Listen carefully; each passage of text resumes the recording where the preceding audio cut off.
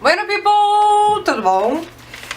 Vamos lá para mais uma resolução de questões aí. A questão que a gente vai resolver agora é uma questão que caiu, não lembro se na USP, enfim, alguma faculdade aí, Unicamp, eu acredito, que pedia uma questão dissertativa trabalhando conceitos sobre história. Então essa questão basicamente vai te perguntar as limitações do conceito de pré-história. Erro número 1. Você vai lá, pensa, eba, essa aí eu sei. E você vai lá e explica o que é pré-história. Você explica que a pré-história esteve dividida em tais momentos, cada momento era isso. E pluf, você erra. Porque a questão não está te pedindo o que é a pré-história.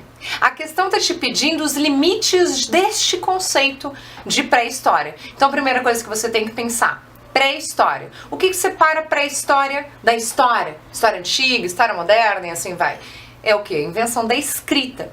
Então o termo pré-história eram povos que existiram antes da invenção da escrita. Agora pensa comigo, o termo pré-adolescência não te lembra algo que aconteceu antes da adolescência? Pré-história não te lembraria algo que aconteceu antes da história dita de fato? Então o termo pré-história tem alguns limites. Número 1, este é um termo completamente preconceituoso porque considera os povos que não tiveram escrita, talvez povos primitivos, talvez povos não tão desenvolvidos, povos aí que não tinham uma história de fato. Segundo, é um termo aí eurocêntrico, é um termo de uma história escrita a partir de uma visão europeia. Também naquela vibe de que se você não tem escrita, você não tem capacidade de escrever história. Beleza, prof.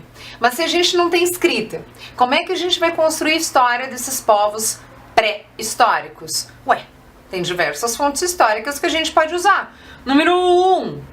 Fontes iconográficas, a gente pode trabalhar arte rupestre, a gente pode trabalhar aí fontes arqueológicas, fontes antropológicas. Então há diversas maneiras de você construir a história de povos pré-históricos, né, que eles na verdade tinham história sem a necessidade expressa de uma língua escrita. Então, pessoal, bastante atenção aí no enunciado. Essa é uma questão que eu considero de um nível bastante crítico. Você não tem que decorar as questões da pré-história, mas você tem que saber criticar. Então, a bola da vez não é decoreba, a história não é decoreba. A história é você entender os processos e olhar sempre com um olhar crítico, um olhar de desenvolvimento processual e assim vai. Tá bom, pessoal? Então, atenção e estudo. Sem estudar, você vai ficar com muitas dificuldades aí em olhar para uma questão e entender o que ela tá te pedindo. Tá bom, pessoal? Tchau, tchau!